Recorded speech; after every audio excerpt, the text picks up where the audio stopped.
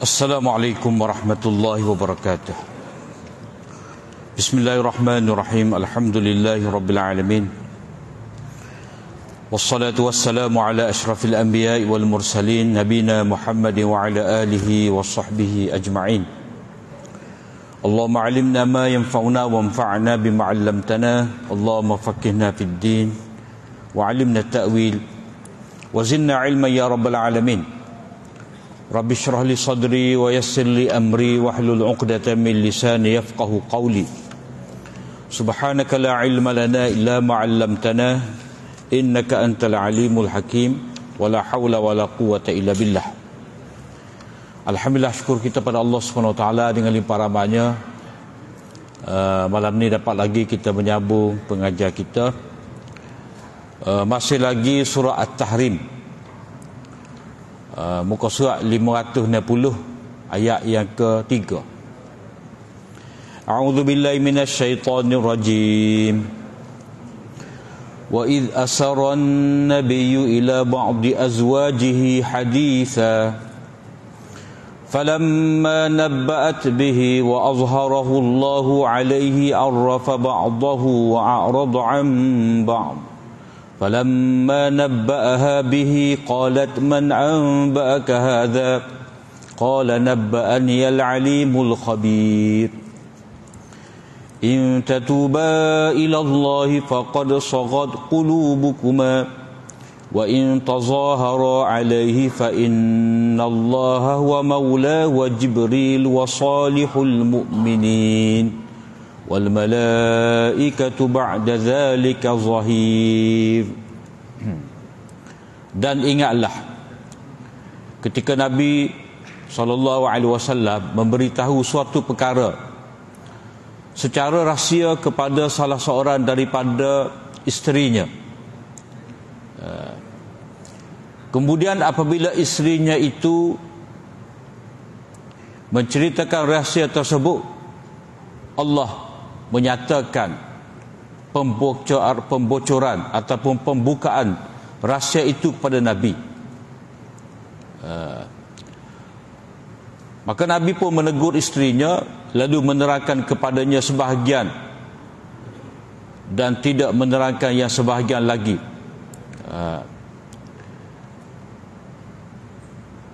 Qalat man ambaka hadza, dan siapakah yang memberitahu hal ini kepada kamu? Maka Nabi SAW menjawab, Allah, Tuhan yang maha mengetahui lagi maha mendalam ilmunya. Jadi ayat yang ketiga ni masih lagi dalam kumpulan ayat yang pertama. Itu ayat 1 dan 2, 1 sampai ayat yang kelima.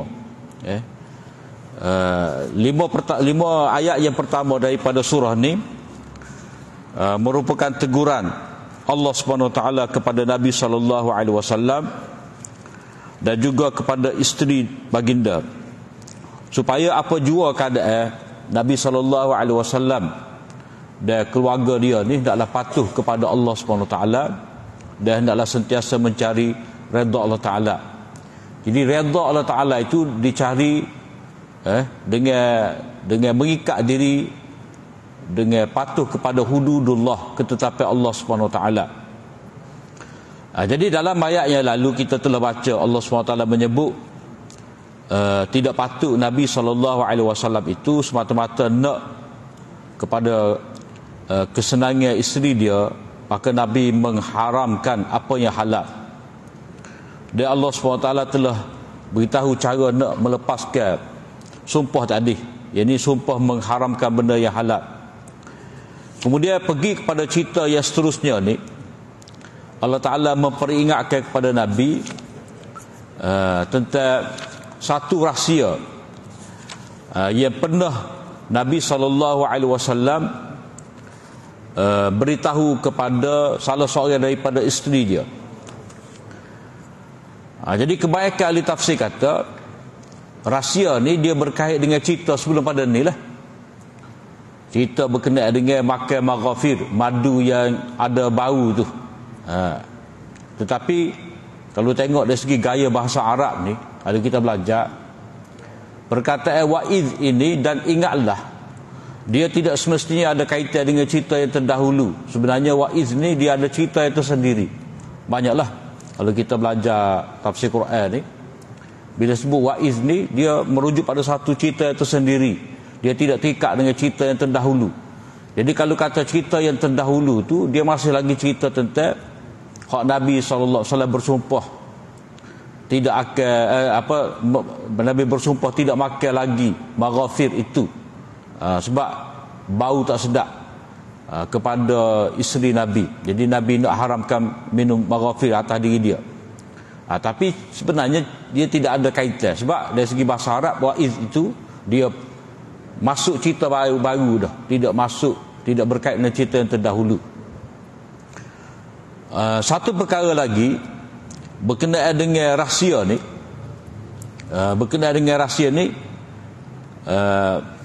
ahli tafsir ni dia cuba mendedahkan rahsia gapo sebenarnya apa yang dirahsiakan oleh Nabi. Apa yang dirahsiakan oleh Nabi ni, jadi hak kata tadi, dia kata hak ni berhubung dengan cerita maghafir ni. Siapa dia cerita pada kamu aku makan maghafir? Tetapi bila kita belajar Quran ni, satu benda tu tidak disebutkan oleh Allah SWT dengan jelas, maka sebenarnya tak perlu kita nak cari. Kita nak cari dia punya detail dia tu, sebab dia tidak ada kaitan dengan hidayah. Sebab Quran ni kita hidayah. Jadi kalau satu benda tu secara detail Allah Ta'ala tidak cerita, maka kita tidak perlu nak korek, nak gali, nak belak situ belak sini, tak perlu. Macam contoh, selalu kita sebut kapal Nabi Nuh tu diperbuat daripada kayu gapo. Jadi tak perlu kita nak cari. Jadi dah mau jumpa dia kata kayu kokar. Kayu kokar. Jadi start daripada cerita kayu kokar tu lah, ada wak tukar, wak butir sebeh. Sebenarnya tak perlu, habis masa. Begitu juga dalam cerita ni, wa id asarat an-nabiyyu, dan ingatlah ketika Nabi memberitahu rahsia kepada salah seorang daripada isteri dia. Jadi di sini Allah Ta'ala tak sebut rahsia tu gapo, bining mana, bining mana hak Nabi beritahu rahsia dia, dan bini dia ni dia dedahkan kepada siapa, Allah Ta'ala tidak beritahu. Tapi ahli tafsir dia kata Nabi memberitahu pada Hafsah satu rahsia. Hafsah pula cerita kepada Aisyah. Sebab dua ni dia kacik molek. Seperti kita sebut baru ni, dia ada tim dia ni. Tim satu pasukan Aisyah, Hafsah, Saudah, dia satu lagi tim dia tu tim Zainab binti Jahsh. Itu biasalah. Ada kata Nabi beritahu kepada Aisyah, Aisyah didedah kepada Hafsah. Ada main gitu. Tapi kalau kita baca molek di sini, Allah Ta'ala tak sebut rahsia gapo daripada siapa kepada siapa, tak sebut. Jadi kita bila Allah Ta'ala tak sebut, moga rahsia ke, tak payah korek lah. Mana start daripada sini, tak payah kita nak sibuk cari gapo sebenarnya benda ya dirahsiakan, benda sulit yang diberitahu oleh Nabi kepada salah seorang isteri dia.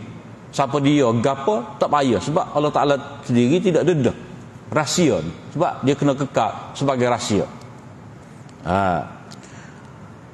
Dan begitu juga kita kena ingat bahawa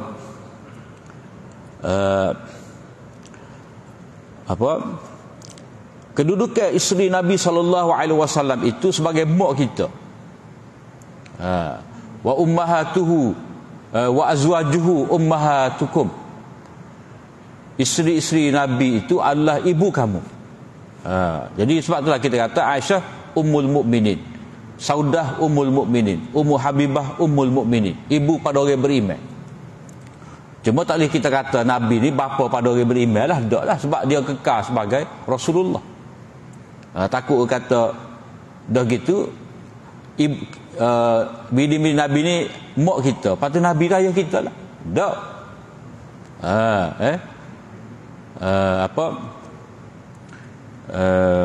Maka Muhammadun aba ahadim min rijalikum. Muhammad itu bukanlah bapa kepada mana-mana seorang pun daripada kamu. Cuma sifat Nabi itu kasih dia pada umat lebih daripada kasih bapa kepada anak dia. Cuma kita tidak panggil lah bapa kita. Kena kata Rasul.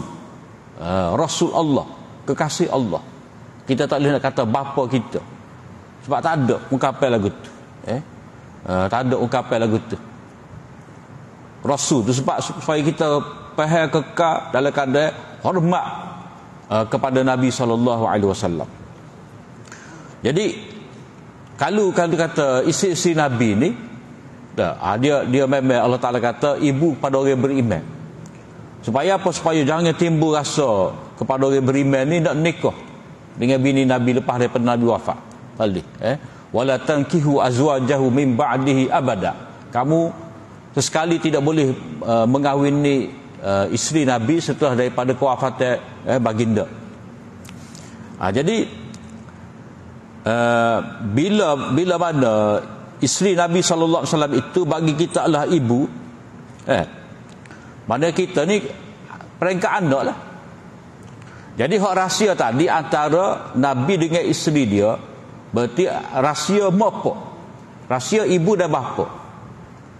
Jadi bila rahsia ibu dan bapa, maka anak mana boleh nak cari rahsia, nak korek rahsia, tak boleh.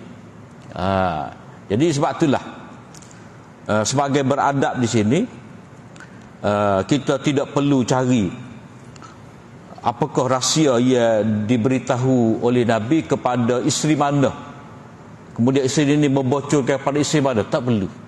Sebab apa? Sebab semua ni adalah ibu kita.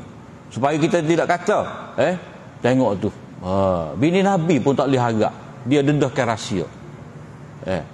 Jadi takut kita jadi rasa tak boleh kepada isteri Nabi. Sedangkan Allah Ta'ala tak sebut isteri hok mana ni. Jadi kalau kita buh nama, lepas tu ia akan lekat lah dalam fikiran kita, bini Nabi pun ada membocorkan rahsia Nabi. Jadi sebab itulah bila Allah Ta'ala kekal dalam keadaan tidak jelas ni, maka kita kena kekalkan juga. Tak perlu kita nak selokar cari. Tapi moga ulama kan dia bincang. Dia kata ada juga jenis rahsia ni masa Nabi ada, masa seorang itu hidup, rahsia. Lepas dia wafat, lepas orang itu tak ada, tak rahsia dah lah. Mana tak apa. Contohnya, pernah satu masa Nabi SAW bersama dengan Fatimah. Duk kecek dua beranak tu, menangis Fatimah. Lepas pada tu senyum pula. Jadi Aisyah tengok. Aisyah pun tanya Fatimah. Gapo Nabi tadi? Mula-mula kamu senyum, kamu menangis, kemudian kamu senyum. Dia kata aku tak akan dedah rahsia Nabi. Tapi lepas daripada Nabi wafat, Fatimah beritahu kepada Aisyah. Muka mak dia kan? Mak tiri dia pun beritahu. Dia beritahu hak mula-mula aku menangis itu sebab Nabi kata dia tak lama dah akan wafat. Nabi tak lama akan wafat ni sebab isyarat banyak dah dalam Quran. Surah An-Nasr itulah, idza jaa nasrullahi wal fath. Bila mari kemenangan dah, pembukaan kota Mekah, orang Islam masuk ramai-ramai, orang manusia ni masuk ramai-ramai dalam Islam, berarti kerja Nabi telah selesai. Bila kerja Nabi telah selesai, Nabi akan dipanggil oleh Allah SWT, maka Nabi kena tutup dengan istighfar. Sudah kerja, istighfar. Seperti kita kata, lepas daripada kita qiyamul lail itu, kita tutup dengan istighfar. Lepas kita sembahyang, kita istighfar. Lepas kita buat haji, kita istighfar. Jadi tugas Nabi besar tadi, bila disudahi dengan istighfar, pada tanda Nabi nak wafat dah. Jadi Fatimah kata dia akan wafat. Lepas tu aku menangis. Kemudian lepas itu Nabi kata, keluarga aku hak pertama akan mengiringi aku ni kamu lah. Jadi dia pun suka, gembira. Sebab akan mati dia akan bertemu dengan Nabi. Jadi rahsia tu diberitahu lepas daripada Nabi wafat. Tak apalah. Tapi kita kata rahsia tu tak apalah, muka rahsia jenis itulah jenis peribadi lah. Tetapi kalau kita tengok konteks surah ni, dia lebih kepada rahsia negara. Sebab Nabi ni adalah insan yang paling mulia. Nabi ni pemimpin. Nabi adalah ketua negara. Nabi dengan banyak aspek-aspek kehidupan Nabi ni. Jadi kalau kita baca sebelum pada ni surah tentang apa? Orang munafik, orang Yahudi. Mana di sini benda yang perlu dirahsiakan oleh Nabi ni, benda rahsia yang Nabi cerita pada isteri dia ni adalah berkenaan dengan benda negara. Benda negara. Jadi bila begitu, seorang yang menjadi isteri kepada Rasul ni, dia tidak akan sama dengan seorang yang menjadi isteri kepada orang biasa. Macam kita kata dah, isteri Perdana Menteri, kita tak boleh nak samakan dia tu dengan isteri tukang kebun. Tak sama. Sebab apa? Sebab bila seorang itu menjadi isteri kepada pemimpin nombor satu, pemimpin nombor satu ni, mestilah dia bicara kecek dengan bini dia, tanya mana. Sebab tak boleh lagi dah, tak kira dia masuk rumah tu, tak boleh. Tak ada langsung cerita pentadbiran negara. Jadi mesti ke mana pun akan tubik. Sebab apa? Sebab bagi seorang lelaki, isteri dia lah tempat dia mengadu. Wajak kerja gini, penat, letih, serabut, ada jenis gini, cerita macam-macam. Jadi benda tu berlaku-berlaku. Akan cerita pada isteri masing-masing, tak kira dia pemimpin tertinggi ataupun orang yang paling rendah sekali jawatan. Sebab apa? Sebab bila cerita pada isteri ni tukar tak ada telinga. Jadi lega sikit dia. Sebab itulah sebagai isteri, kita tak boleh tu laki siapa tak koci kereta atas meja tu kita pun buka cerita kita. Tak ada dia buka cerita dia, kita buka cerita kita. Tak sah lah. Dia hok tengah berambak dengan traffic light, dengan jam, dengan apa semua dah. Tiba-tiba kita cerita god ni. Letih. Jadi dia kena beri ruang pada suami. Jadi orang seperti Nabi ni, dia manusia, dia Nabi SAW ni dia ada sudut manusia dia. Sudut manusia biasa, dia nak pada ketenangan, rehat. Kadang-kadang benda tu Nabi ada nak sebut benda. Jadi tidak dapat tidak, isteri pada ketika tu dia sebagai isteri kepada pemimpin nombor satu, dia kena bersikap seperti setiausaha sulit secara tidak rasmi. Maknanya kena buat dalam peraturan negara ni, isteri Perdana Menteri kena akad sumpah juga. Sebab takut dia bocor rahsia. Sebab ada isteri yang khianat. Ada orang tu dia nikah dengan dia sebagai mata-mata, nikah dengan pemimpin. Rupanya Aging ni lah spy. Sebab dia berkahwin dengan seorang itu sebab dia nak korek rahsia. Maka sebab itulah isteri Nabi ni dia kena jaga pengajaran kepada orang lain. Bila menjadi isteri kepada pemimpin, berarti dia bukan isteri kepada berarti dia tidak sama dengan isteri orang lain. Dia kena jaga rahsia. Dan kalau kita mengambil kira dari sudut kenegaraan ataupun kerajaan, surah ni sesuai lah dengan surah lepas pada ni, surah Al-Mulk, kerajaan Allah Ta'ala. Ni kerajaan dunia. Nabi ni kerajaan Madinah, kerajaan dunia. Surah Al-Mulk, kerajaan Allah Ta'ala. Jadi cerita tentang raja, pemerintahan.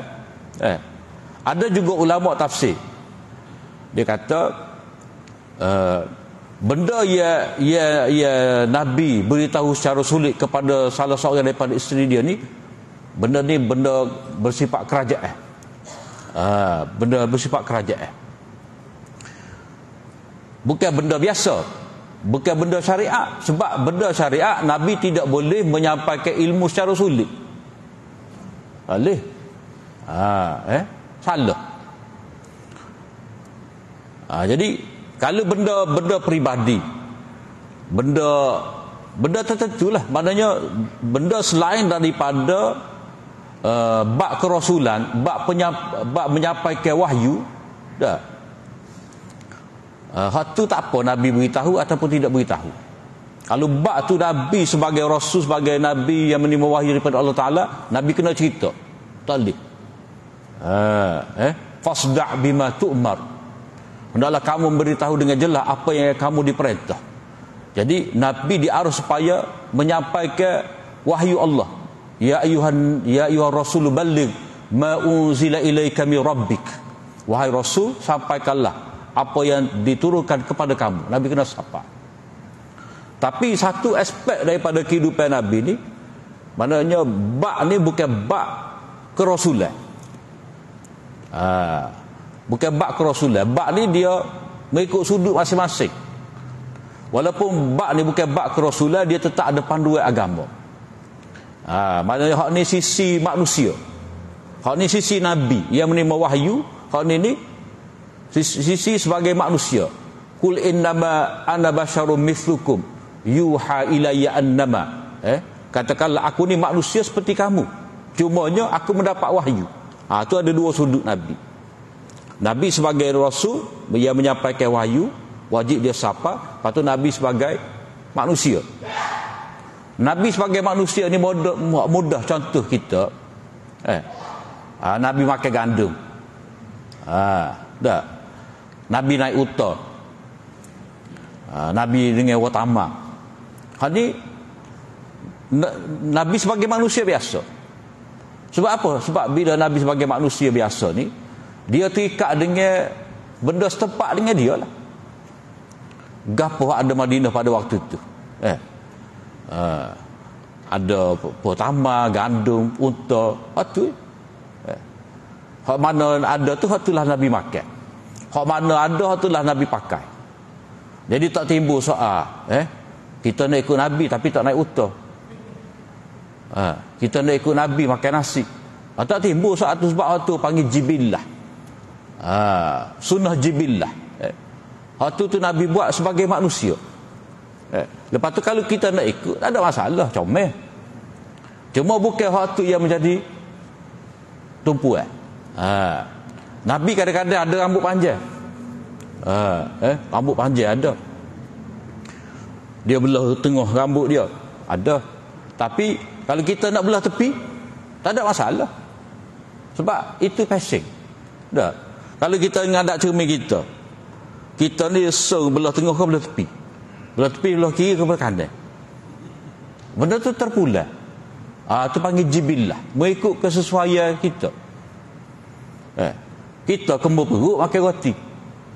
Dah. Ataupun kita ni, walaupun doktor kata bali tu molek, Nabi makan bali. Dah. Tapi kita je ni perut nasi. Dah. Pukul 7 tu nasi dah tak boleh. Tak boleh. Tak unjai tak kemah orang kata. Kena nasi juga. Pasalah kita makan nasi? Tidak. Bergantung kepada keadaan kita. Sebab kata ming. Tak makan ming. Makan ming pula pakai chopstick. Nabi tak makan chopstick ni. Tak apa. Sebab kita kena buat mengikut cara. Orang Cina ni muka pasal dia makan dengan chopstick. Memang cara dia lah. Jadi tak kailah kita celup dalam ming tu. Dalam ming celup dah, celup tangan kita pula. Nak amal kononnya nak makan dengan tangan ni. Tidak. Cara dia. Memang cara dia kalau makan ming kuah ni dengan sudu, dengan gerpu ataupun dengan chopstick. Itu sunnahnya. Sunnah dia si maksud. Yang ni buat sesuatu tu berikut cara hak berkenaan dengan dia. Tu maksud dia. Hak pentingnya kita benda tu halal, kita baca bismillah. Tu pentingnya. Jadi tu panggil kena memahami sunnah Nabi dengan cara yang betul. Hak ni Nabi dari segi dia ketua negara. Sebab masa peperangan Khandaq orang Mekah mari serang Nabi ni, pertahanan tu tak ada cara lain, kena gali parit. Itu caranya daripada Salman Farisi. Dia kata ni cara gaya orang Parsi perang, dia gali parit. Jadi Nabi terima. Sebab apa? Sebab benda ni benda boleh dibincang. Nabi bermesyuarat. Hak perintah Allah Ta'ala, wasyawirhum fil amr, kamu hendaklah bermesyuarat dengan mereka tu, maknanya dari segi benda-benda ya hak seperti inilah. Hak benda ya bukan daripada tugas Nabi sebagai Rasul. Sebab agama ni kalau dia nak atur sosok kara dengan detail, teballah Quran kita. Jadi pada waktu tu suruh kepada ijtihad.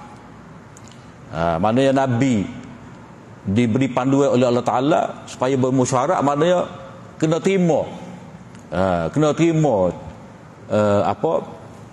pengalaman orang-orang lain. Sebab benda tu benda dari segi praktikal. Jadi benda tu benda dunia lah. Hal ni dalam bab politik ataupun pemerintahan. Kalau mengikut Maulana Ubaidullah Sindi, anak murid pada Syekhul Hind, ulama besar India, dia kata, dia cuba tafsirlah pendapat dia. Hak rahsia yang Nabi SAW beritahu ni, itu Nabi memberitahu kepada Aisyah.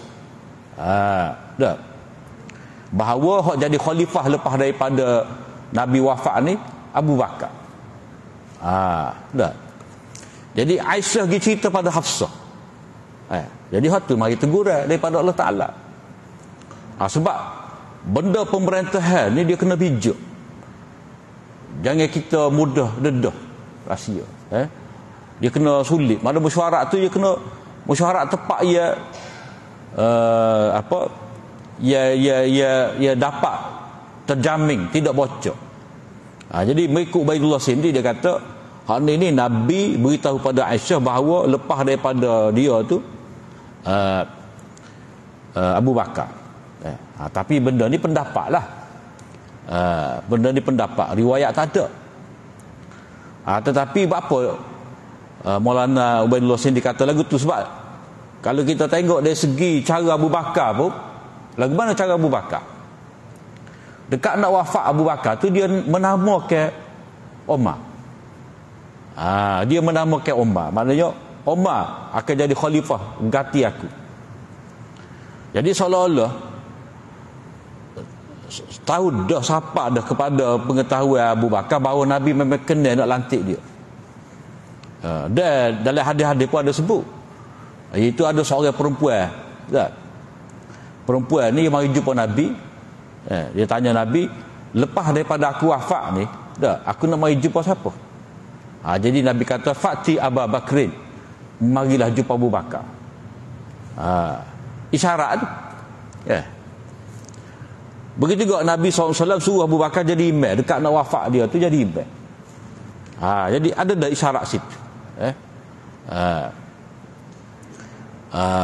Jadi memang munasabah lah.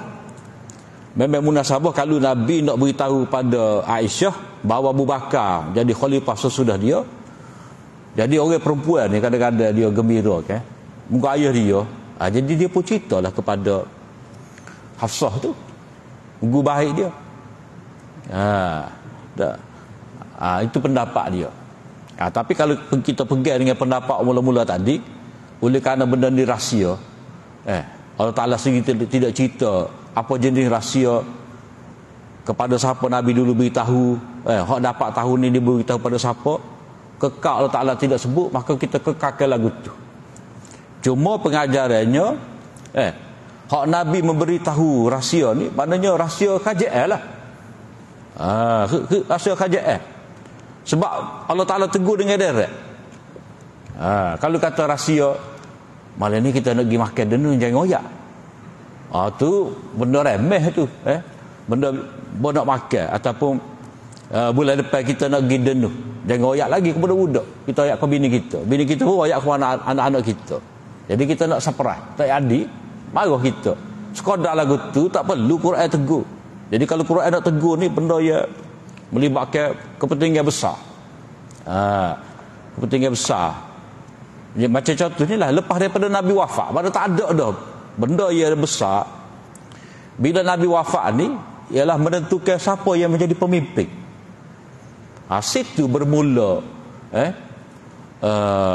pertelingkahan umat Islam ni dalam menentukan siapakah khalifah lepas daripada Nabi. Itu pentingnya sebab Nabi maksum, Rasul terakhir. Lepas tu nak ganti Nabi ni besar. Sebab jauh benar kedudukan antara Nabi dengan umat dia. Dan bila Allah Ta'ala nak takdirkan orang yang memerintah lepas daripada Nabi ni, tentu orang yang itu sangat istimewa. Jadi kalau Nabi ada memberitahu benda ni tentang Abu Bakar kepada mana-mana individu, kalau Nabi cerita secara isyarat ada faham, ada tak faham. Kalau Nabi cerita dengan detail, dengan tepat, dengan jelas, tentu Nabi akan cerita kepada orang terdekat. Siapa dia orang terdekat? Isteri dia. Isteri dia tu Aisyah ataupun Hafsah. Jadi ini cerita tentang rahsia ni, dia lebih kepada rahsia negara. Rahsia negara. Sebab apa? Sebab walaupun di semenanjung tanah Arab Hijaz itu orang-orang Arab beriman belaka, tetapi ada Rom, ada Parsi. Di Syam tu masih lagi ramai orang-orang Kristian, di bawah pengaruh Rom. Mesir tu ada raja dia. Jadi benda ni benda politik, benda pemerintahan negara, maka benda ni benda rahsia, kena jaga. Sesuailah dengan surah-surah sebelum daripada ni, cerita tentang ancaman orang munafik, ancaman orang Yahudi. Jadi ancaman orang Yahudi itu maknanya ancaman luar. Ancaman orang munafik, ancaman dalamnya. Jadi kita kalau mentadbir negara ni, dia ada urusan luar negeri, ada urusan dalam negeri. KDN, kementerian itu kementerian ni. Jadi hak ni benda yang Nabi sallallahu alaihi wasallam rahsiakan ni adalah benda negara, bukan benda remeh-remeh ataupun benda agama yang wajib Nabi sapa. Sebab tak mungkin Nabi menyembunyikan perkara wahyu kepada umat dia.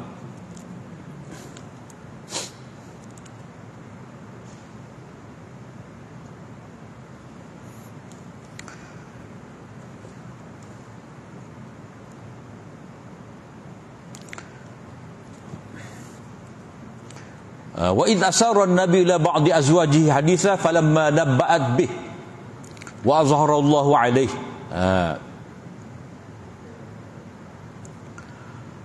Bila mana isteri Nabi ni dia diberitahu rahsia tadi, dia cerita rahsia tadi, yang ni kepada orang lain.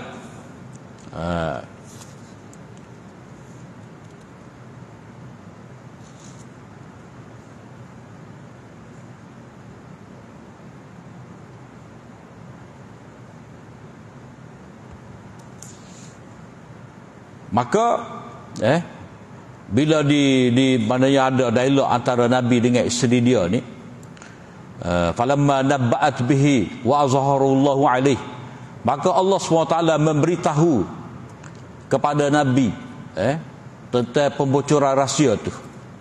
Arafa ba'dahu wa a'rada an ba'd. Jadi Nabi SAW menyatakan sebahagian daripada rahsia dan tidak menyatakan sebahagian. Maknanya tidak semua diberitahu oleh Nabi SAW itu. Jadi bila mana Nabi SAW memberitahu kepada isteri yang membocorkan rahsia tadi, maknanya kamu ni telah membocorkan rahsia aku, tak patut. Jadi kalau begitu, siapakah yang memberitahu kepada kamu, wahai Muhammad, bahawa aku telah membocorkan rahsia? Jadi Nabi SAW kata, Allah lah yang memberitahu kepada aku perbuatan kamu ni. Pada kamu yang membocorkan rahsia ni, Allah Ta'ala bagi tahu pada aku, maka sebab itulah aku tahu perbuatan kamu ni membocorkan rahsia.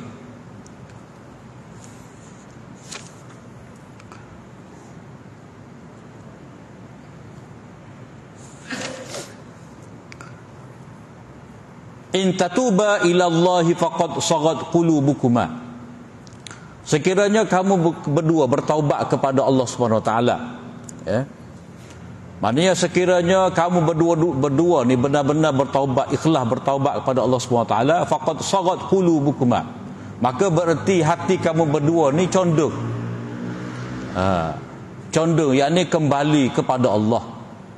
Maknanya bila mana kamu bertaubat kepada Allah SWT, mengakui kesilapan kamu kerana melanggari ataupun membocorkan rahsia Nabi ni, jadi kamu bertaubat nak cari keredaan Allah Ta'ala dan juga nak cari keredaan Nabi, maka inilah yang diharapkan daripada kamu berdua. Faqad saghat qulubukuma, berarti kamu berdua ni kembali kepada Allah, menyesali perbuatan kamu, bertaubat pada Allah Ta'ala. Cuma kebanyakan ahli tafsir dia kata di sini faqad saghat qulubukuma, berarti kamu dulu memang benar-benar menyeleweng. Itu tidak berapa kemah lah. Sebab apa? Sebab perkataan sagha ni dia maksud dia condong, kembali, itu maksud dia. Maknanya balik hak asal, ikut hak asal. Kalau kata menyeleweng, dia meninggalkan hak asal. Jadi faqad saghat qulubukuma, bila mana kamu bertaubat berarti kamu kembali kepada Allah. Kamu bertaubat ikhlas pada Allah Ta'ala, berarti kamu memang berminat supaya Allah Ta'ala membaiki kesalahan kamu. Wa in tazahara alaihi, maknanya kalau kamu tidak bertaubat dan berpakat untuk menentang Nabi, tak apalah gitu. Kalau kamu sepakat juga nak menentang Nabi ni, tak apa. Nabi dak ni, kamu dak itu. Tapi bila Nabi dak ni, fa innallaha huwa maulah, Allah lah yang akan jaga Nabi. Berserta wa Jibril wa salihul mu'minin. Alik Nabi ni ada Allah sebagai penjaga dia, ada Jibril, Ruhul Kudus, ya, wa ayyadna bi Ruhil Kudus. Allah Ta'ala kata Nabi Isa ni akan disokong oleh malaikat Jibril. Jadi malaikat Jibril pun akan berpihak di pihak Nabi. Wa salihul mu'minin, dan juga orang beriman yang soleh yang akan duduk alik Nabi belakang. Maknanya kalau kamu berdua ni tidak mahu bertaubat, kekal, tak puas hati dengan Nabi, nak menentang Nabi, kamu duduk satu pihak, maka Nabi duduk alik Nabi tu ada Allah, ada Jibril, ada orang beriman. Siapa dia menang? Maknanya kamu tidak akan menang. Kemudian bukan setakat orang beriman saja, wal malaikatu ba'da zalika zahid, dan malaikat-malaikat selepas daripada tu akan mari menolong. Sebab malaikat ni dia ikut ketua dia Jibril. Jadi orang beriman ikut Nabi. Jadi mana alik Nabi, orang beriman akan ikut. Kemudian Jibril ni bila dia ikut Nabi, maka malaikat-malaikat lain dia akan duduk alik Jibril lah. Mana nak ceritanya, kalau orang tu berpakat nak lawan Nabi, tak ada langsung jaminan kemenangan untuk mereka. Kerana apa? Kerana ada pertolongan Allah Ta'ala, ada arahan daripada Allah Ta'ala supaya malaikat ni sokong Nabi. Jadi wa in tazahara ni orang kata qadiyah syartiyah, buah kalu.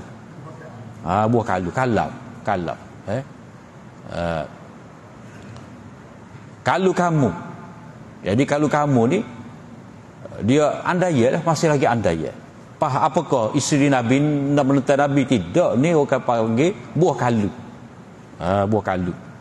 Sebab banyak ayat ni, la in asyrakta la yahbatanna amaluka wala takunanna minal khasirin. Wahai Muhammad, kalau kamu syirik, akan gugur segala amal kamu dan kamu akan jadi orang rugi. Pas Nabi syirik kah? Tidak, ni buah kalu. Maknanya kalau setara Nabi itu, kalau Nabi ada buat kesalahan syirik, Allah Ta'ala akan musnahkan Nabi. Orang lain sama telah lah. Maknanya di sini peringatan kepada isteri-isteri orang beriman ni, kalau dia tidak jaga rahsia negara, rahsia Nabi, rahsia negara, maka ancaman besar ia akan menimpa mereka. Berarti mereka lawan, berperang dengan Allah. Bila perang Allah Ta'ala ni tak akan menang. Kemudian kita kata tadi, tidak mungkin rahsia ni dia berkait dengan rahsia peribadi, rahsia keluarga. Tidak. Rahsia ni rahsia negara. Sebab apa? Sebab di sini Allah Ta'ala sebut fa innallaha wa maulah. Allah Ta'ala yang melindungi, diberi orang soleh, malaikat. Jadi takkanlah rahsia cerita, rahsia nak beli tu, nak beli ni. Ni rahsia negara ni, sebab Allah Ta'ala sebut hak akan tolong Nabi ni malaikat, orang beriman. Jadi benda ni benda besar. Jadi benda besar, benda negara. Bukti dia. Sebab tak pandai kalau kata benda remeh-temeh. Rahsia tu berkenaan dengan benda remeh-temeh. Tidak, ni rahsia besar. Bukti dia, malaikat ni akan berada di pihak Nabi.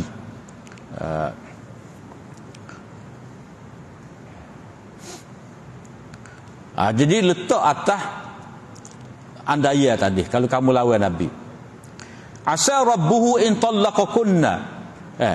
Allah Ta'ala lanjutkan lagi,